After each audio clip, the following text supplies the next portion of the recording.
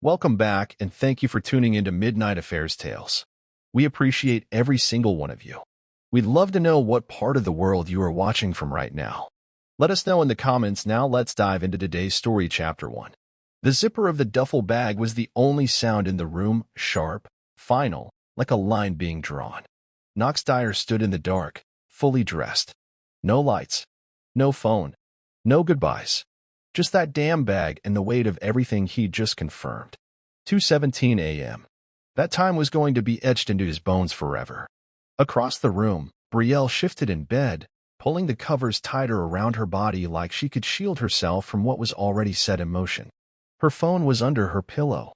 He didn't need to check it again. He'd already downloaded every message, every calendar entry, every smug, dirty text between her and Trent Mallory. He stared at her for exactly 5 seconds, then turned. The flash drive in his coat pocket felt heavier than the pistol he'd carried in Iraq. Except this weapon didn't take lives, it ended them in a different way. Reputation, wealth, freedom. The fridge clicked on. The dog, a rescue mutt named Roscoe, lifted his head from his bed near the window, eyes tracking Knox's every move. "Come on, boy," Knox whispered. Roscoe followed without a sound. The truck was already packed. Everything he needed: burner phone, cash, IDs, files. No room for doubt. No time for anger. He wasn't running. He was removing himself, so he could come back and finish this the right way. As the truck rolled out of the driveway, Knox didn't look back. Not at the house. Not at the life they built. Not at the lies she turned it into. By the time the sun rose, he'd be gone. But what kind of man packs his whole life and vanishes before morning? One who's about to ruin yours. Hey, just want to speak from the heart for a second. I've been working really hard on both my channels, writing, editing, everything by myself.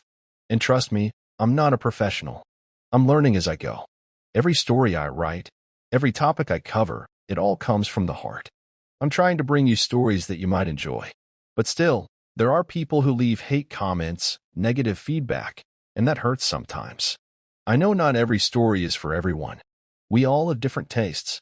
But for those of you who support me, show love, and subscribe, your kindness is what keeps me motivated. Thank you from the bottom of my heart. And if you're new here, or if you haven't subscribed yet, please consider clicking that button. It really helps me stay inspired and bring you even better, more emotional stories.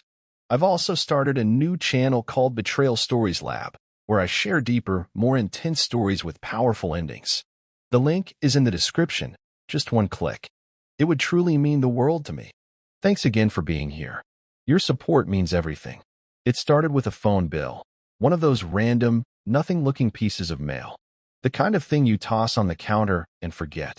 But the numbers didn't lie. Too many texts to one number. Late hours. Random, unexplainable charges. It wasn't just a suspicion. It was data. Knox waited. 3 weeks. Let her dig deeper. He needed more than instinct. He needed evidence. The security cameras he installed in the house weren't for burglars anymore. They were for her. He moved one to face the living room, another in the guest bedroom. It wasn't legal. It wasn't moral. But neither was what she was doing. It was a Wednesday night when it happened. She said she had a late client dinner. She came back around midnight, a little drunk, laughing. He was with her, Trent Mallory. He had the arrogance of a man who thought nothing could touch him. She kissed him in their hallway. Knox didn't move, just watched it unfold live on his burner device. Trent said, "You sure he's not coming home?" She laughed. "Please. He's too busy playing soldier with spreadsheets." The next morning, she made Knox coffee like nothing happened. Sat at the table scrolling through her phone, giggling at something. Maybe his texts. Maybe pictures. He looked at her and thought, "You're sleeping with a man who moves like a fraud and speaks like a liar. And you think I don't know?" But he smiled back. That smile was the last lie he ever told her. Knox pulled off the main road and parked beneath a rusted-over Shell station sign, long shut down. The sun was still an hour away, but his hands itched to act. He unlocked his second burner, scrolled, stopped at the name, Lane Reddick. Not a detective, not a therapist, a lawyer. "Lane," Knox said the moment the call connected. "I have something. It's not just personal. It's criminal." "Slow down. Where are you?" Off-grid. Listen, I have recordings, documents, transfers. I'm talking identity fraud, corporate laundering, maybe embezzlement. My wife and her boss are neck-deep in it. You want a divorce or a war? I'm not here for heartbreak, Lane, Knox said, eyes fixed on a car passing in the dark. I'm here to erase them. There was silence. Then Lane asked, You planning to hurt them? No, but I'll make sure their reputations bleed in public, and their freedom dies in court. Lane exhaled. All right, send me what you've got. I'll open a shadow file. We'll do this quietly. Knox ended the call and stared at the road ahead. His jaw tightened. This wasn't about catching cheaters. It was about catching monsters. He wasn't going to destroy them out of rage. He was going to destroy them because they thought they got away with it. And that's what made it personal. Knox sat alone in a diner booth, back against the corner wall, burner laptop open in front of him. The place was dead quiet. A lone waitress hummed near the counter, pouring herself coffee. He slid the flash drive into the port. The loading bar crawled across the screen. Folder after folder appeared, organized by dates, initials, project codes. He clicked into one marked AGP, transfers. It was all there, account numbers, offshore links, falsified real estate contracts under shell companies. And every single document had Brielle's digital signature tied to it. Knox leaned back, breath caught somewhere between disbelief and disgust. His wife didn't just cheat on him. She helped launder close to $2.4 million out of a veteran housing nonprofit, one she'd publicly fundraised for. Trent Mallory wasn't just a sleazy boss. He was the architect of something big, dangerous. And Brielle? She was smiling in every photo from the gala that funded it all, wearing red, holding champagne. He opened another folder, audio backups from the home network. He clicked the most recent. Brielle's voice played, low and laughing. If Knox ever finds out, we pin it on a third-party contractor. He won't even know how to follow the money. He still uses a damn checkbook. Trent snorted. Let me handle the legal stuff. You keep smiling for the donors. Knox closed the laptop slowly, like if he slammed it, the fire in his chest would explode. She underestimated him. That was her first mistake. And soon, it would be her last. Knox didn't sleep. Couldn't. He drove until dawn, into the woods north of Evansville, to an old cabin his father left behind after the Army years. It was empty except for dust, a cot, and a lockbox under the floorboard, his backup stash, cash, old IDs, and a pistol he wouldn't need. He didn't plan to disappear out of fear. This was strategy. To move in the shadows, to watch, gather, strike with clean hands and airtight evidence. No threats. No drama. Just quiet devastation. He charted out a three-phase plan. Phase 1. Extraction. Leave clean. Vanish without suspicion. Gather all digital and physical evidence before anyone noticed he was gone. Phase 2. Observation. Watch from the outside. Let Brielle and her circle relax. Let them believe they'd won. Comfort breeds mistakes. Phase 3. Exposure. Public, irrefutable takedown. Not just her. Not just Trent. Every complicit hand. Every enabler. Every friend who laughed behind his back. He opened a burner email account and began uploading files to an encrypted cloud system.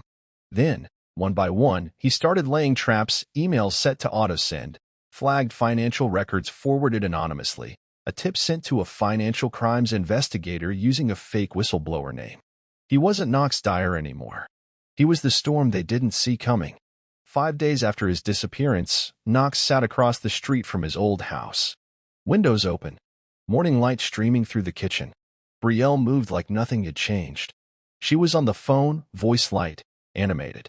Probably Trent. She laughed, poured herself a mimosa, and danced barefoot in the kitchen. Roscoe growled low in the passenger seat. Knox reached over and scratched his head. Don't worry, buddy. She's not dancing for long. Her best friend Kayla pulled up in a white Mercedes. Both women hugged like something worth celebrating just happened. Brielle held up a bottle of wine. Mid-morning, he watched them toast inside. 2 women clinking glasses over secrets and stolen money. Knox pulled out his phone and tapped into the hidden camera feed inside the guest bedroom. Brielle's voice came through clearly. I swear, this is the cleanest job I've ever done. Trent says we'll be untouchable. Once the foundation's next transfer clears, we're golden. Kayla snorted. If your husband ever shows back up, you better hope he signs a non-disclosure instead of a divorce. Belle shrugged. Let him. What's he gonna do, run to the feds? Knox smiled. No, he wasn't going to the feds. The feds were going to come to her. He started the truck. The time for watching was almost over. One more move, and phase 2 would begin. And they'd never see it coming. Knox didn't flinch when the headline came through his burner phone. Regional Executive Trent Mallory found dead in hotel room. Suspected overdose. It felt too easy. He was parked outside a gas station in Illinois, sipping bad coffee, when the notification hit. The news article was short, deliberately vague. Found face down in a penthouse suite in downtown Louisville. Empty pill bottles. No signs of struggle. A few unnamed guests questioned, then released. Knox stared at the screen, jaw locked. A slow burn moved up the back of his neck. Trent wasn't a junkie. He drank. He flirted with pills. But he wasn't reckless. Knox reread the line. Authorities have not ruled out the possibility of foul play. He exhaled slowly. They staged it. This wasn't the finale. It was a pivot. He opened his encrypted email and checked a flagged account he'd been watching for days. One of the shell company accounts tied to Belle's name had moved $500,000 the day before Trent's death to an overseas bank in the Cayman Islands. He leaned back in the driver's seat and stared out the windshield. A slow, bitter smirk tugged at the corner of his mouth. He's not dead, he muttered. Roscoe, curled in the back seat, perked his ears. Knox opened the folder labeled contingency and started typing. He added the news article, timestamped the money transfer, and embedded a trace protocol onto the offshore wire. If Trent was running, Knox would know where. Dead men don't move money. The corporate office smelled like expensive lies, leather chairs, vanilla air fresheners, and fresh printed deceit. Belle walked in like nothing was wrong. Pearl earrings, crisp black blazer, and a smile that never quite touched her eyes. The receptionist greeted her with a nervous nod. Morning, Mrs. Dyer. It's still Belle. I didn't change it. She didn't have to. She headed straight to her office, heels echoing on the marble floor. A junior analyst she didn't recognize made awkward eye contact in the hall before ducking into the break room. Something was off. Two execs sat whispering near the conference room, voices low, glances quick. Her assistant barely met her eyes. Belle closed her office door, dropped her purse, and poured herself coffee with shaking hands. Her inbox was a mess, emails about Trent's death, financial audits, investor concerns. The foundation board was requesting a full transparency review. Anonymous tips had flooded HR. She clicked open a flagged message. Discrepancies have been found in last quarter's reporting, specifically the development fund tied to urban housing relief. Please advise. Her breath hitched. Someone was poking around. Too close. She stood at the window, fingers tightening around the coffee mug. Her reflection stared back. Flawless makeup, confident posture, but the crack beneath the surface was starting to show. Kayla called.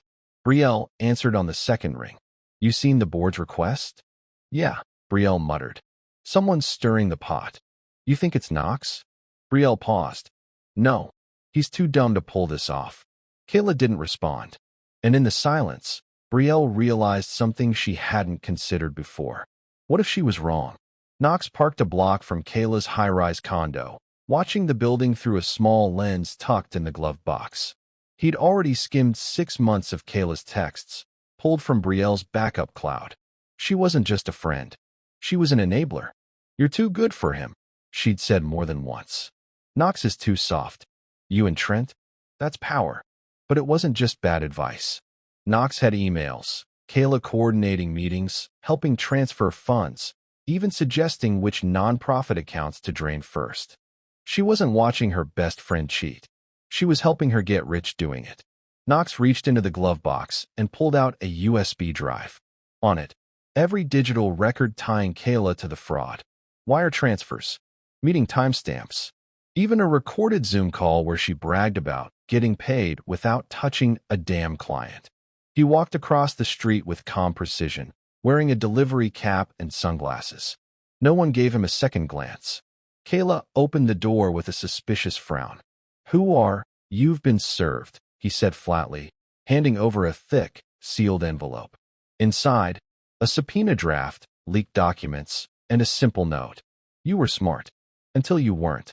Stay quiet, or you go down first." No name, just the initials. Kayla stood frozen in the doorway as he turned and walked away. He didn't look back. He didn't have to. Knox sat on the motel bed, the cracked ceiling above him flickering with light from a dying lamp.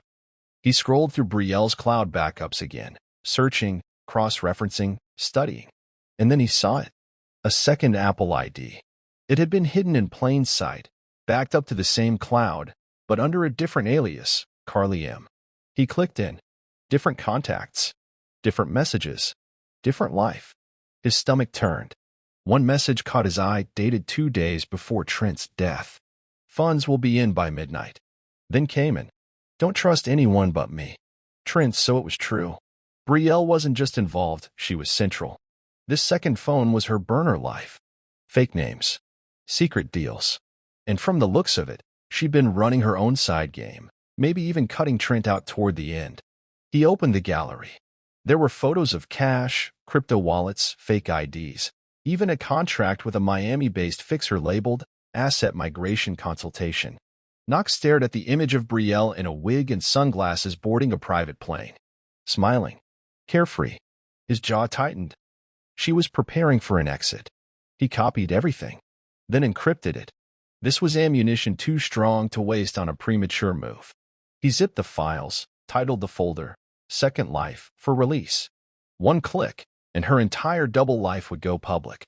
But not yet. Let her believe she still had control. Let her enjoy the calm. He'd bring the storm when she least expected it. Marla Grant didn't look like someone who used to move 6-figure budgets through 3 continents. She sat hunched at a corner table of an old VFW bar in Fort Wayne, sipping diet soda, eyes darting to the window every few seconds. Nervous. Paranoid. Alone. Knox approached slow. Sat across from her without saying a word. "You're late," she whispered. "I'm careful," Knox replied. She nodded once. "You said you had the receipts." "I have more than receipts. I have signatures. Timestamps. Conversations. All of it." Marla's hands trembled slightly as she pulled out a worn envelope. Inside, handwritten notes, a memory stick, and a photocopy of a Cayman account list with Brielle's name attached. "They set me up. Said if I didn't cooperate, I'd go down as the one who made the false grants disappear. I didn't even know what half of it was. I thought I was just moving donor funds for expansion. You were laundering money." Marla flinched. "I didn't know." "Not really. They used me." Knox studied her for a long moment, then reached into his coat and slid a burner phone across the table. "What's this?" "Your way out. Everything you gave me goes to the feds, sealed, unless something happens to you. If it does, this phone sends everything to every major journalist and whistleblower organization in the country." She nodded slowly, eyes glassy. "Why are you doing this?" Knox stood. "Because I know what it feels like to be lied to by someone you trusted." And just like that, he disappeared into the night. The restaurant was upscale but low profile, exactly the kind of place rich men like to keep secrets and mistresses. Knox booked a reservation under the name Reed Callahan. Black blazer, trim beard, no trace of the man he used to be. He sat at the back corner table, eyes fixed on the door. 10 minutes later, Nathan Mallory walked in, Trent's older brother. He scanned the room, spotted Knox, and approached with a smirk. "I know who you are," Nathan said, sliding into the seat. "You're the husband. You know your brother's not dead, don't you?" Nathan raised an eyebrow, but didn't flinch. "Depends who you ask." "I'm not asking." Knox placed a flash drive on the table. "This is every transfer linked to him and your family's foundation, including the fake land deals and the donation funneling." Nathan chuckled. "You think that scares me?" "I think it should, because I've already duplicated it. I've already sent it to someone I trust. This is your only chance to talk before your name hits court filings." Nathan leaned forward. "Why me?" "Because you're not just Trent's brother. You were part of the oversight committee that approved the housing development scam. And you've got something no one else does." "What's that?" "Access to the private jet he used to disappear." I know your tail number. I just need the flight logs. Nathan looked away, jaw grinding. Knox leaned in. Either give me what I need, or I make sure your last name becomes unhireable for the next 20 years. Silence.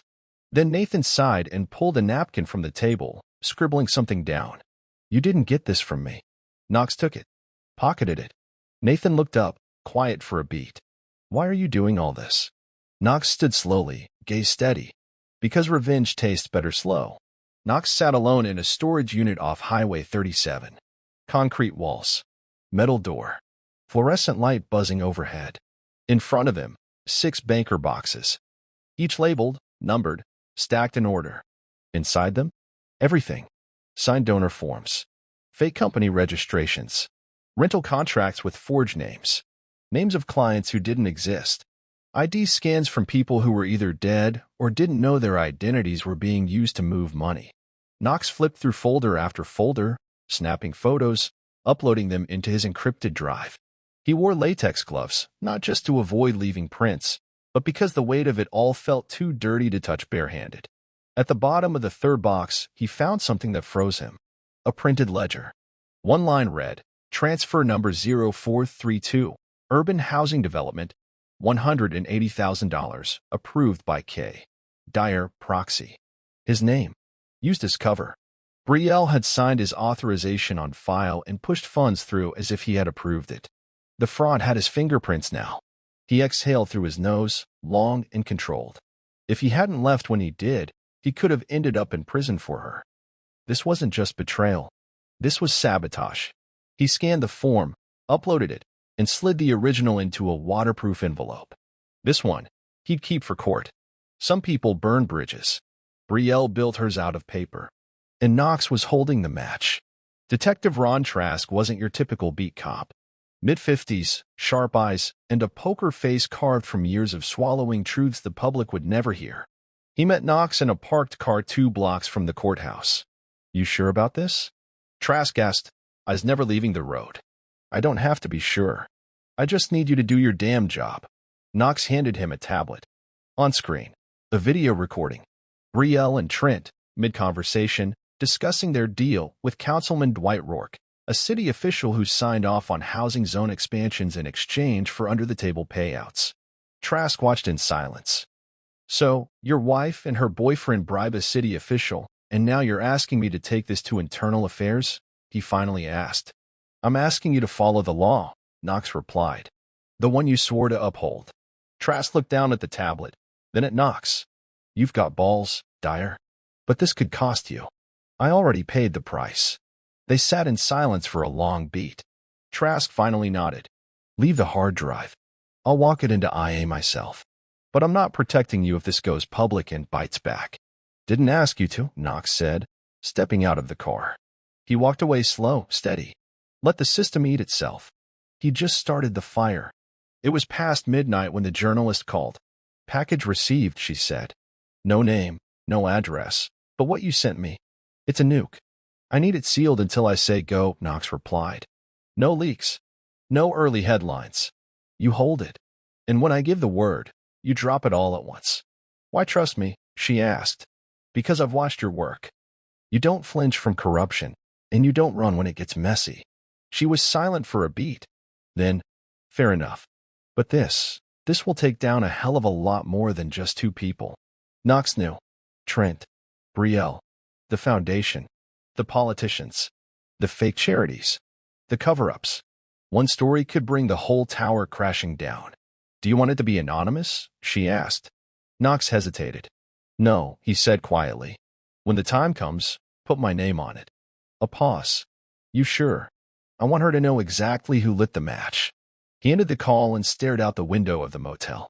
Raindrops tapped against the glass like a countdown. Not long now. Brielle's phone wouldn't stop buzzing. Voicemails. Missed calls. Calendar alerts that didn't make sense. Her inbox now flooded with flagged notices, internal compliance reviews, sudden fund freezes, questions from board members who never used to question anything. She stood in her office, shoulders tight, staring out the window at the city she once felt on top of. Now, it felt like it was starting to turn on her. Her assistant knocked once and entered without waiting. Ms. Dyer? This came for you. She handed her a thick envelope. Unmarked. No return address. Brielle opened it slowly, heart thudding. Inside, a printout of a Cayman Islands transfer. A spreadsheet with red circles drawn around her signature. A quote from one of her internal calls with Trent. If this blows up, we claim the numbers were manipulated. He's too dumb to push it legally. And at the bottom? We're watching. Keep smiling. Her knees weakened. She sank into her chair. The assistant lingered. Everything okay? Get out, Brielle snapped. The door shut. The office suddenly felt too big. Too loud. She picked up her phone, dialed Kayla. It rang. And rang. Then voicemail. Kayla, call me. Now. She tried again. No answer. Then her screen flickered. A sudden system pop-up. Unauthorized access attempt. Source, external device. Her eyes went wide. She clicked cancel. The message disappeared. Brielle stood, heart pounding. Someone was inside her system. Inside her world. And for the first time, she felt hunted. Knox sat in the passenger seat of an old Toyota Camry parked at the edge of a lakeside Airbnb rental. One of 6 rotating safe houses he was using to stay invisible. Laptop balanced on his knees, Roscoe at his feet, alert but still. The screen showed a video preview, pulled from a hidden camera embedded in the guest bedroom vent of his former home. Audio crystal clear. Brielle, laughing, he still writes checks. Like paper checks. If he wasn't so predictable, this would be harder. Kayla, he's a good man. Just not good enough for this life. Brielle, he was never built for power. Knox paused the clip. There it was. Not just betrayal. Contempt. He didn't react. He didn't need to. He clicked open a browser window. Logged into a newly created YouTube account. No profile picture, no subscribers, no links. He uploaded the video, scheduled it to go public in 72 hours, and titled it, How to Destroy a Husband. A real conversation between 2 women with no conscience. Next, he preloaded 10 more clips. Emails, audio, screenshots, fraudulent contracts. A full, dripping stream of truth. And finally, he timed them all to drop in phases. First phase, public embarrassment. Second, legal implications. Third, financial exposure. Final phase, systemic collapse. He sat back and looked at the upload queue. Everything was ready. Knox didn't care about views. He cared about timing. Let them get comfortable. Let them think the worst had already passed. The real hadn't even landed yet. Her name was Sienna Mallory. The woman who stood next to Trent at company galas, smiled for photo ops, raised money for charity auctions while he shook hands and lied with his teeth. And now, she sat across from Knox in a dimly lit hotel lounge, her eyes bloodshot but fierce. You're sure he's alive? She asked. Knox nodded once. He moved money to a Cayman account. 2 days after his supposed overdose. He used your name for the flight manifest. Sienna let out a bitter laugh. He's that arrogant? He's that desperate. She sipped her drink, fingers trembling only slightly. I should have known. I knew something felt off. The way they handled the funeral. No open casket. No real autopsy report. His attorney handled everything. You know who he ran with, Knox said. The housing fraud wasn't just a side hustle. It was his empire. And your name's been on some of the papers, probably without your permission. Sienna looked away. I married him to escape poverty. Now I might go to prison. No, Knox said. You won't. Not if you help me. She looked back. I have evidence. But I need your access. Emails, transactions, anything only you'd be able to get. We bring him down. All of them. Clean. And then what? She asked, voice low. Then you testify. You walk out clean. And you make sure they never do this to anyone else. Sienna stared at him for a long time. You really think you can take them all down? I don't think, Knox said. I know. And Sienna finally nodded. Then let's bury him for real this time. Kayla sat in her sleek condo kitchen, sipping an oat milk latte like nothing had changed. Her curated Instagram posts were still going up, coffee shots, sunset yoga, sponsored skincare, fake peace and filtered frames. She didn't know Knox was watching from across the street, seated in a parked sedan like a shadow waiting to speak. His burner phone buzzed. Anonymous alert. Target phone breached. extracting files. A moment later, he had access to her email, then her cloud storage, then her notes app, passwords, client lists, internal files. He didn't just download her data, he studied it. She'd been the bridge between Trent and local influencers, helping launder money through brand partnerships and non-existent consulting gigs. A model agency, a women's empowerment fund, all fake. But tucked inside one folder was something unexpected: audio files. Knox clicked play. Kayla, whispering, "If this ever goes south, I'll blame her." She signed the docs. "I just set up the meetings. I was used. I was lied to." Kayla was already planning to flip. Knox smiled. The snakes always turned on each other when the heat got close enough. He uploaded her files to a backup server and sent one to an anonymous source in a financial crimes task force. Subject line: "You missed someone." Then he walked away from the car, disappearing into the night like he was never there. He didn't need to confront Kayla. She'd unravel all by herself. Belle sat in her car outside her lawyer's office, hands trembling on the steering wheel. Her life was slipping. The firm that once smiled for her donations now avoided her calls. Her assistant had quit with no explanation. 2 investors had pulled out. Then, out of nowhere, her parents called to say they'd been contacted by a reporter. She stepped inside the office. Cold lighting, polished tile. Her attorney, Marcus Hall, was already waiting in the boardroom, expression stiff. "You didn't tell me everything," he said flatly. She blinked. "About what?" "Fake contracts. Cayman accounts. Fraudulent zoning approvals. You signed documents on behalf of your husband." "That's forgery, Belle. And now that the SEC is circling, I need to know everything or I walk." Brielle's mouth went dry. "I didn't think—" "No," Marcus interrupted. "You did. You just didn't think you'd get caught." Her voice cracked. "It wasn't supposed to go this far." "That's what they all say." He slid a document across the table. "Resignation draft. Step down from the foundation. Now. It might help reduce fallout." "I can't." "You can, or I walk. And the next time you're in a room like this, it'll have a two-way mirror." She stared at the paper.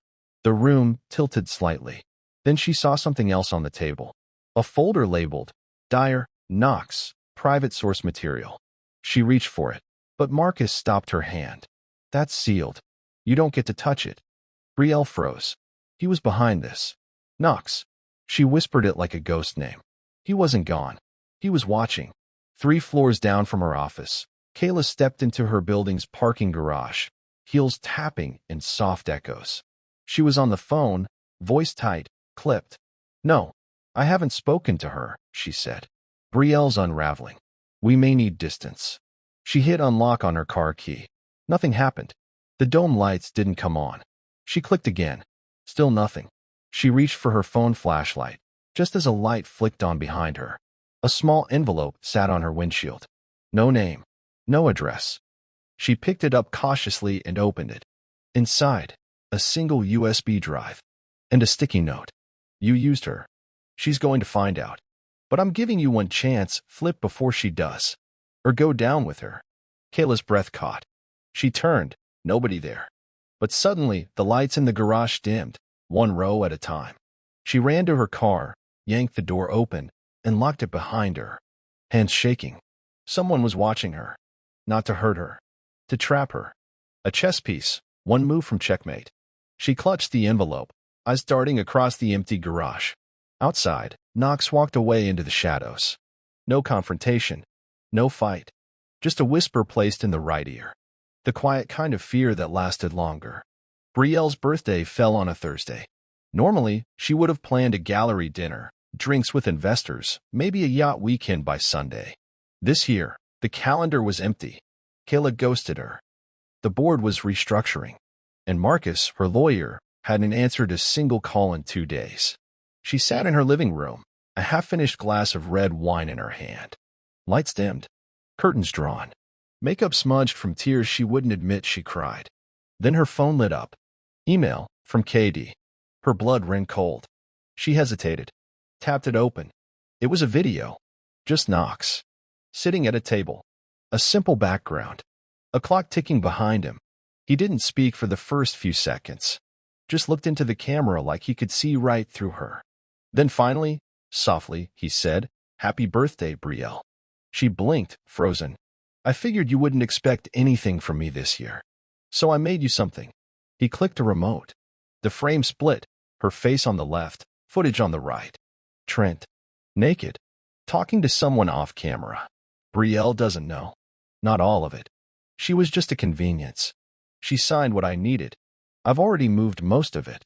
The camera zoomed in on a document. A wire transfer. From Trent to Trent, using Brielle's ID. Knox's voice returned. Turns out betrayal runs in circles. She stood up, breath gone. The glass slipped from her hand, shattering across the hardwood. The video cut to black. One final message typed across the screen. "You thought you were using me, but you were just next." She backed away from the screen like it might explode. For the first time, she realized. She wasn't the mastermind. She was the mark. Sienna burst into Knox's temporary office, a small guest house on the outskirts of Bloomington. Rain pounded the windows behind her. Her face was pale, lips tight. "He's alive." Knox didn't react. He closed his laptop with calm precision. "You're sure?" She held up a tablet. A video. Trent, wearing sunglasses and swim trunks, laughing on the deck of a catamaran. In the background, a woman in a red bikini, pouring champagne. "He's in Bimini," she said. "The same boat he used for the Bahamas donor trip last year." Someone tagged the location by accident. Knox studied the clip. "That idiot." Sienna nodded. "He never planned to share the money. He used me." "Used you?" "Hell, he used her too." "Let him keep laughing," Knox said. "I need you to do something for me. Anything. Find me his offshore lawyer's name. He used someone to create a new identity. Probably through a trust or shell company. I'll call in favors." Knox leaned forward. "And Sienna?" "Yeah. When this ends, you disappear. Change your name. Get out. These people leave wreckage behind." She nodded slowly. "What about you?" Knox smiled, cold, tired. "I'm the wreckage." Trent Mallory thought he was a ghost. He changed his number, name, wardrobe, even his walk. He drank cocktails like victory was endless and told stories to rich men with dead eyes and fake loyalty. But what he didn't know, what he couldn't imagine, was that Knox already had eyes on him. Using the metadata from Sienna's clip, Knox had traced the boat's registry, then backtracked it through maritime GPS logs and financial logs tied to a Bahamian holding company. The real clue came from an insurance document, a fake policy filed by the same legal group that once filed property claims for urban housing relief back in the States. Same lawyer. Knox opened the files Sienna sent, transaction logs from Trent's original accounts that had been rerouted offshore. One name repeated across all of them, Lockridge Tate Trust Services. He smiled, got up, grabbed his phone. He dialed a contact Lane had lined up months ago, an international asset tracker. A gruff voice answered, "You're late. I've got a name. I've got movement. I want it frozen. Time. Within 72 hours. I want his cash gone before he even realizes someone's watching." There was a pause. Then, "Send it. We'll crack the shell." Knox hung up and looked out the window at the storm rolling in. He wasn't just going to expose them. He was going to take the money they stole and erase it from their hands. Brielle sat across from the board of trustees, the long mahogany table stretching between them like a battlefield. Her hands were folded. Perfect posture. Impeccable blouse. But behind her calm expression, her stomach twisted with acid. The chairwoman, Eleanor Graves, placed a stack of printed documents on the table. Quietly, deliberately. "Ms. Dyer," she said, "you're aware the IRS requested a full review of our Q3 expenditures?" Brielle nodded. "Yes, I submitted the reports myself." Eleanor slid the papers forward. "And would you care to explain this?" Brielle picked them up, frozen. A transfer to a consulting company she didn't recognize. Amount, $80,000. Her digital signature attached. Another under Carly M. The alias from her burner phone. Her vision blurred for a moment. I didn't approve this." "The signature says otherwise," Eleanor replied. Brielle stood, panic rising. "You think I forged?" "No," Eleanor interrupted, voice ice cold. "We think someone else used you." Someone who knew you'd be the face. The fall girl. The word fall hit her chest like a brick. You're not in control anymore, Eleanor added. You never were. As she gathered the papers, her phone vibrated. A message from an unknown number. Just one sentence. Ask yourself who signed your name when you were sleeping with your future downfall. Her hand went cold. And in that moment, Brielle realized she wasn't the villain. She wasn't the victim. She was the pawn. Inside a rundown apartment 2 states away, Knox stood before a desk covered in evidence. Digital records. Backup drives. A whiteboard covered in timelines and link diagrams. The final piece was sitting in front of him. An encrypted server log, cracked just hours earlier, traced to Lockridge Tate Trust Services, Trent's private offshore facilitator. The last 3 transfers showed everything. $2.3 million funneled through urban housing relief, $1.7 million rerouted through a veterans fund that never existed, $500,000 moved into a dormant account under Knox Dyer's name. Without his consent, they tried to burn him and leave him for ashes. Now he had the match. He set up a dual broadcast system, one connected to a secure FTP for legal submission, the other programmed for mass upload across media sites. But before triggering it, he recorded a new message. Camera on. He leaned forward. Calm. Quiet. Surgical. My name is Knox Dyer. What you're about to see is not a story. It's not a conspiracy. It's not revenge. He held up a contract, Brielle's signature circled. It's the truth. One by one, documents flashed on screen. Contracts, wire logs, forged IDs, surveillance clips. Then he ended with a simple message. To those who took from the ones who had nothing, now you have nothing. He clicked upload. The flood began. Brielle adjusted the collar of her navy dress blazer, her eyes locked on the tall mirror backstage. The gala was minutes from starting. Press was already crowding the entrance. The Foundation's logo lit up across the projection screen overhead. She needed this win. A distraction. A reset. She stepped out onto the main floor, greeted by applause from unaware donors and investors.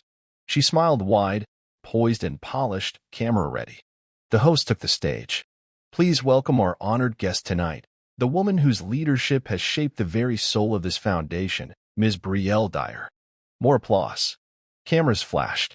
Brielle stepped up, took the mic, voice smooth. Thank you all for being here tonight to celebrate. The screen behind her flickered. A sudden glitch. Then static. Then a new video loaded. Her own face, frozen in mid-laugh, caught from a home security cam. Kayla's voice followed. He's too dumb to find out. Let's keep smiling and cashing in. The crowd went silent. Then, document scans. Emails. Hidden camera audio. A voice narrated. Urban housing relief. $2.3 million. Gone. Transferred under forged authority. Signatures used without legal consent. All traced to Ms. Brielle Dyer and Trent Mallory. Gasps. Panic. Brielle spun toward the screen. Cut it off, she screamed. Turn it off now. But the feed continued. It had been synced to every display, every streaming monitor. Then, like a final nail, Knox's video played. I didn't come to destroy you. I came to reveal you. Security moved toward the stage. Donors walked out. Phones came up. Social media lit up in real time. Brielle stood frozen, drowning in her own silence. Her perfect smile had finally shattered. The room didn't breathe. The gala stage was still. Brielle stood in front of the screen, makeup cracking under the heat of the lights, and the weight of the footage still playing behind her. People whispered. Phones filmed. No one moved to help her. A tech guy finally sprinted to the AV booth, hands shaking. Should I cut it? The foundation chairwoman, Eleanor Graves, stood from the front row, her face pale but composed. No. Leave it. The tech hesitated. Ma'am, play it. All of it. And that's when Knox's voice returned, crisp through the speakers. This isn't about an affair. Or a man scorned. This is about money stolen from the poor. About names used without consent. About systems built on silence. Behind him, a digital wall of evidence flashed. Spreadsheets, passport scans, even footage of Trent laughing with offshore bankers in Bimini. I trusted her with my life. She sold it for a lie. Then, final slide, submitted to DOJ, IRS, and SEC. effective immediately. Gasps. Then murmurs. Then chaos. Eleanor stepped forward and took the mic from Belle, who stood frozen. This foundation is under immediate investigation. All financial activity is suspended until further notice. Belle stumbled back from the podium, looking for someone, anyone, to step in. No one did. Not Kayla. Not Marcus. Not her board. She was alone. Knox hadn't touched her, but he'd made sure the world watched her fall. Outside the gala hall, flashing red and blue lights lit up the pavement. Two unmarked sedans pulled up to the curb as donors fled the building in murmured panic. Federal agents stepped out, calm and deliberate. Badges flashed. Names confirmed. Inside, the feed finally cut. The screens went black. Belle was led into a side room, shaking, muttering half-formed excuses. I didn't forge anything. I didn't know. An agent placed a stack of documents in front of her. Her voice broke. These are fake. This isn't possible. Someone's framing me. The lead agent's voice was calm. We'll let a judge decide. She reached for her phone. It was already locked. Frozen. All contacts deleted. Someone had wiped it mid-broadcast. Her hands trembled. Her lawyer burst in seconds later. Don't say another word. Belle looked up at him, eyes wild, makeup smeared. It was Trent. It was all Trent. Then let's prove it. But for now, shut your mouth. Downstairs, the agents moved through the crowd, speaking quietly with event staff. Kayla tried to leave through the back. They stopped her too. Everyone who played a part now had their name on a list. And Knox? He wasn't there. But his shadow moved through the room like smoke. Untouchable. 2 days later, the internet exploded.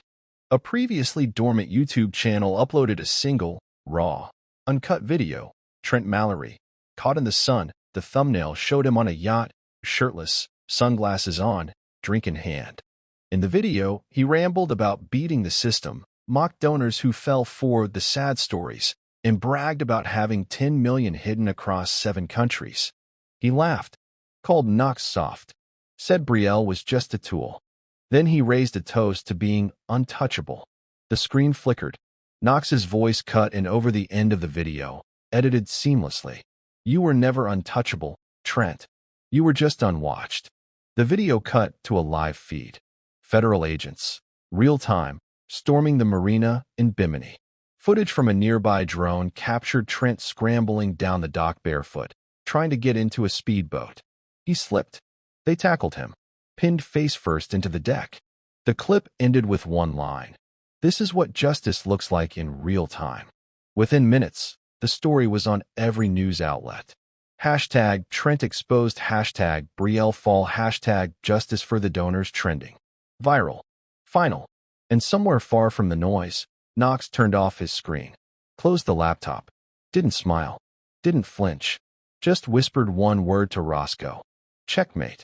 Brielle's mugshot hit the internet before sunrise. No makeup. Blank stare. Hollow. She sat in a holding cell at the downtown federal complex, stripped of her designer wardrobe, her privacy, her illusion of control. She hadn't eaten in 2 days. Her arraignment had lasted 12 minutes. Wire fraud. Money laundering. Conspiracy. Identity theft. Forgery. Bail was denied. The evidence was airtight. The court had everything: records, signatures, offshore transfers, video statements from victims, and a digital confession she didn't even know existed. That morning, the news ran a side-by-side. From boardrooms to bars, Belle Dyer's downfall. Kayla's mugshot was posted right next to hers. The comments section exploded. They thought they were queens. Now they're inmates. Karma came in HD. Back in the cell, Belle didn't say a word when her court-appointed lawyer slid a folder across the table. This is your plea offer, he said. You give them Trent. Fully. Everything. They want names, contacts, paper trails. I can't, she whispered, voice cracking. He's gone. No, Belle. He was arrested. 2 days ago. Live-streamed. Her head dropped slowly. Shoulders curled forward like someone had turned the air off. I have nothing left. The lawyer tapped the table. You had a husband who would have gone to war for you. She looked up, eyes glassy. He did, she whispered. And I gave him the match to burn it all. Inside a cold, glass-walled interrogation room, Kayla sat handcuffed, hands folded tight in her lap. She wasn't crying. Not yet. But her composure was cracked, splintered by 48 sleepless hours and a federal agent who hadn't let up since dawn. Across the table, a printed screenshot of her group chat with Belle, mid-joke about Knox. He's basically a loyal dog with a wallet. Agent Lopez leaned forward. You handled half of the laundering. You booked the retreats. Processed shell invoices. Coached clients on hiding the funds. You ran the public side of the scam. Kayla's voice was barely a whisper. It wasn't my idea. No. It never is. But you were the one who smiled for the cameras and pitched the lies. A pause. Then Lopez slid over a laptop. Played a short clip. Knox's voice. Calm. Firm. I'm not angry at her. Not anymore. Because people like Kayla? They think charm is a shield. But charm's just a mask for cowardice. Kayla flinched. The agent leaned in again. You want less time? You want to see your parents again before they die thinking you're a fraud? Start talking. Right now. Kayla's hands trembled. I'll give you everything, she said. Names, banks, receipts. And Belle. Kayla's jaw tightened. She was never the queen. She was just the bait. While the world devoured headlines and hashtags, while social media flooded with memes of Scam Queen Belle and Trent the Yacht Rat, something more subtle was happening behind closed doors. The DOJ held an internal press briefing. Quiet. Private. High level. Knox's file, marked confidential source, full cooperation, was passed across the table. One agent said he cracked a $12 million scam from a laptop and a burner phone. Another added, he didn't just expose the criminals, he mapped the money trail for us. Every single node. The lead prosecutor closed the file and nodded. He gets immunity. Period. No charges. And don't contact him again. Outside the legal world, a different video surfaced. Someone had posted a snippet from the gala's backroom security footage after the stream ended. It showed Belle, staring into a mirror, whispering one thing over and over to herself. He said he loved me. He said he loved me. Viewers debated if it was guilt, madness, or denial. Didn't matter. The damage was done. Knox, meanwhile, had returned to silence. No interviews. No posts. No fingerprints left behind. But in the quiet corners of the justice system, in the encrypted hard drives buried in federal offices, his work lived on. A ghost with a plan. And a name that none of them would forget. They dragged Trent out shirtless, half-drunk, face down in the sand. Sunset lit the marina in blood-orange light as U.S. Marshals walked him to the waiting van. Ankles shackled, wrists bound. He didn't fight. Not because he was calm, but because he was stunned. He never thought they'd find him. And definitely not live on a drone feed. The yacht? Seized. The offshore accounts? Frozen. Every trust? Collapsed. Lockridge Tate Trust Services had folded under federal pressure within 48 hours of Knox's release files. No more cover. No more lawyers returning his calls. Sienna watched the arrest from her rental apartment in D.C., arms crossed, eyes cold. He had once called her a trophy with a trust fund. Now he was the one stripped down in public. She texted Knox only 2 words, he's done. Back on the island, Trent sat in the back of a black transport vehicle, staring at his reflection in the window. Sunburnt. Broken. And in his lap, a sealed manila folder, delivered by the marshals before takeoff. Inside, a printed screenshot of his live arrest feed. Captioned, "The final vacation you'll ever take, KD." He screamed. No one answered. Rain tapped gently on the coffee shop window as Morgan Vega typed her final paragraph. She'd been following the Knox Dyer story for months, an anonymous tip that turned into a rabbit hole of shell companies, fraud, and poetic vengeance. Now, the article was ready. Title: The Man Who Vanished and Brought Down an Empire. She read the line again. Tightened a phrase. Removed the word allegedly, no need anymore. The charges had stuck. The convictions were in motion. Belle had pled guilty to 5 federal charges. She'd cut a deal. 10 years, no parole. Kayla got 7. Trent was awaiting sentencing in Miami under maximum security. Morgan leaned back, then clicked publish. The piece went viral within hours. The photo? A still frame from Knox's gala video. Just his silhouette, standing calm in a backlit room. No face, no expression. He never asked for credit, but the story gave it anyway. Online comments lit up. This guy's a legend. He didn't just get revenge. He cleaned house. I'd pay to shake his hand. And buried in the replies, one anonymous comment. You don't need to see his face to understand his message. Some people don't fight back to win. They fight back to remind you they could have burned everything, but chose justice instead. Morgan smiled, then closed her laptop. It was the only story she'd ever written that felt like it mattered. Knox stood on the back porch of a modest log cabin tucked into the Indiana woods. Snow fell in slow, silent drifts. Roscoe barked once from inside, chasing something in his sleep. The air was still. No more emails. No burner phones. No leaks. Just peace. He had been here a week now, off-grid, private, untouched. The feds had left him alone. Sienna had disappeared safely, just as promised. And the story had spread far enough that no one dared come looking. He sipped black coffee from a tin mug, eyes scanning the tree line. There was no satisfaction in the ruin, no thrill in their downfall. But there was clarity. They thought betrayal made them powerful, that lies built empires. But they forgot the one person they underestimated, the one who never raised his voice, never begged, never struck back in rage. He just vanished and rewrote the ending. Knox walked back inside and set the mug on the windowsill. He pulled open a notebook, worn, leather-bound, and nearly full. Inside, every name, every lie, every receipt. He tore out the last page, lit a match, and watched it burn in the fireplace, quiet and final. Some stories didn't need a sequel. The courtroom was cold, not in temperature, but in atmosphere. Belle stood at the defense table in a muted gray suit, hair pulled tight, her posture a forced sculpture of composure. But her eyes betrayed her, bloodshot, rimmed with days of exhaustion and nights without rest.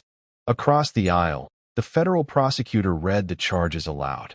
The words intent to defraud, willful conspiracy, and abuse of charitable funds echoed through the hall like iron nails driven into her past. Knox wasn't in the room, but she felt him there. Every word from the prosecution, every document displayed on the screen, he'd assembled it. He'd hunted every line, traced every signature, and exposed her down to the bone. The judge, a no-nonsense woman with a reputation for being tough but fair, turned to Belle after opening statements. You're pleading guilty to all charges. Is that correct, Ms. Dyer? Belle nodded once. Voice barely audible. Yes, Your Honor. The courtroom didn't gasp. No one cried. It wasn't drama anymore.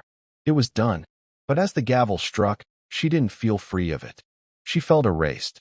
Knox sat in the third row, back left corner. Unshaven. Baseball cap pulled low. No one recognized him. He didn't come to gloat. He came to witness the end. Belle entered in handcuffs. She scanned the courtroom automatically, then froze, eyes locking on the man in the corner. Her lips parted. No words. Just recognition. Then shame. The trial had moved quickly. Evidence was overwhelming. Her confession removed the need for theatrics. But this moment, silent, full of everything left unsaid, felt heavier than any sentencing. As the clerk read her plea agreement aloud, Knox never flinched. His jaw didn't tighten. His eyes didn't narrow. She once said he didn't have the strength to leave. Now she saw what real strength looked like. It was the man who watched your whole world fall apart and didn't break, but waited in silence, rebuilt, and watched you break instead. When she was led away, she looked over her shoulder one last time. Knox was already gone. Sentencing was short. 10 years. No parole. Restitution to be determined once assets were liquidated. Minimum security, only because she cooperated and didn't fight the charges. The judge's final words were blunt. You had access, power, and trust, and you used all three to hurt the people you were supposed to help. This isn't just theft. It's betrayal at scale. Belle didn't cry. She didn't argue. Her face didn't twitch. The media would call her stoic. But the truth was simpler. She had nothing left to defend. Her parents hadn't attended. Kayla had turned state's witness. Trent was facing more time than her. And Knox? He hadn't come back. In the transport van, she stared at her reflection in the smudged window. She saw someone she didn't recognize. A woman who had traded love for leverage, loyalty for control, and power for silence. And now, all she had was time. 1 week later, Knox returned to the lake house. Early morning fog rolled over the water, calm and slow, like a world exhaling. He sat on the dock with a pen in hand, notebook open in his lap. Not to plan, not to document, just to finish the last page. He didn't feel victorious. Not really. The cost had been too personal, too permanent. Revenge didn't give back years or rebuild trust, but it gave something else. Clarity. Roscoe lay beside him, head on his paws, eyes drifting shut with peace he hadn't had in months. Knox wrote one last line. Revenge isn't rage. It's remembering who you were after they tried to rewrite you. He tore out the page, folded it, and tucked it into the wood of the dock beneath a loose plank, just out of sight. Then he stood, stretched, and turned toward the house. No alarms, no shadows, just a quiet place to breathe. The new town didn't ask questions.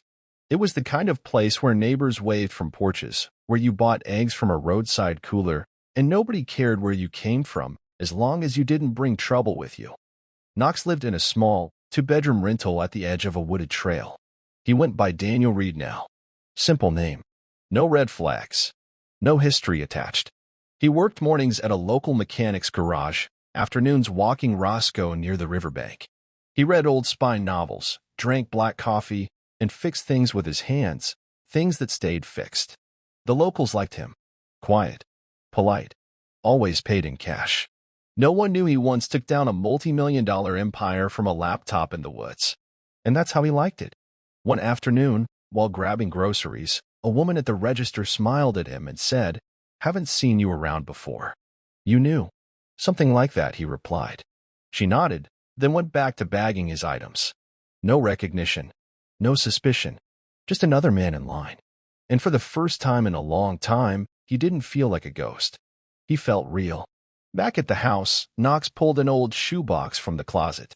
Inside, a sealed envelope addressed in his handwriting. Belle, Federal Correctional Facility, do not open unless you're ready to know everything. He'd written it weeks ago, the night after the sentencing. For pages long, part confession, part memory, part final goodbye. It wasn't angry. It wasn't kind. It was just honest. But now, sitting with it in his hand, he didn't feel the need to send it. What was the point? She knew what she did. She'd lived with it longer than any prison sentence. And he didn't need answers. He didn't need closure from her. He already had it. He walked to the fireplace, struck a match, and dropped the envelope into the flames. It curled slowly, blackened, and disappeared into ash.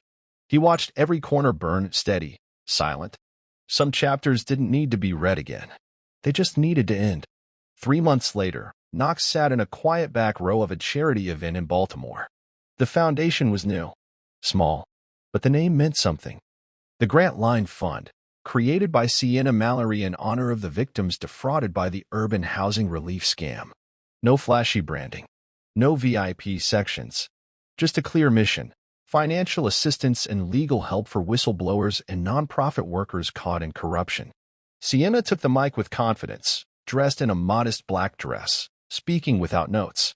"We were fooled, lied to, used," she said. "But we're not victims forever. We take what we've survived, and we use it to protect someone else." The audience applauded. Knox didn't clap, just smiled faintly. She didn't mention Trent. Not once. She didn't need to. After the event, as the room cleared, she walked up to him. "I didn't think you'd show. I wanted to see it. You're not listed anywhere. I prefer it that way." She nodded. You changed more than just their lives." Knox looked down. "I didn't come to change the world." "No," she said softly. "But you reminded us we didn't have to take it lying down." Then, without fanfare, she hugged him. It wasn't romantic. It wasn't dramatic. It was real. When they parted, she said one last thing. "Some fires cleanse. Yours did." It had been almost a year. Knox walked through a bookstore on a rainy Thursday afternoon, fingers tracing the spines of mystery novels. No one looked at him twice. He was just another face in the world. A paperback on the front table caught his eye. The Ones Who Watched the Fall subtitle. Inspired by true events, he flipped through the pages. The story wasn't exact, but it was close, too close. Names changed. Details blurred. But the bones of it were there. The fraud, the betrayal, the silence that came before the storm. And still, not once did it say his name. He smiled and set the book back down. He didn't need credit. He had peace. Outside, the rain had slowed to a soft drizzle. He walked home under the cover of gray skies, Roscoe trotting beside him, tail wagging with every step. As they reached the cabin porch, a kid on a bike rode by and waved. Knox nodded back. That small wave meant more than any headline ever could. Sunrise bled gently through the trees. Knox stood barefoot on the dock, mug in hand, the lake smooth like glass. Roscoe stretched behind him with a yawn. This was it. Not the explosion, not the chaos, just the after, the life that finally felt untouched by shadows. He'd gotten justice, not by fists or flame, but by patience, strategy, and truth. The kind of revenge that left no blood, just silence where noise used to live. He reached into his jacket pocket and pulled out one last item, Brielle's old wedding ring. He tossed it into the lake. No ceremony, no words, just a plunk, and then nothing. Gone. He turned back toward the house, paused at the door, and looked once more at the horizon. Then he asked himself, softly but out loud, what do you do when the fight is over and you finally win? And maybe more importantly, what would you do? Let's talk. Where are you watching from? Tell me in the comments. I want to know who's on the other side of this screen. If this story hit you, if you felt something, even for a moment, tap the like, subscribe, and stick around. We're not done. We'll meet again in the next thriller. Another twist-heavy, deep-cut, revenge-fueled ride. Until then, take care of your mind, take care of your heart, and never let the wrong people write your ending. See you soon.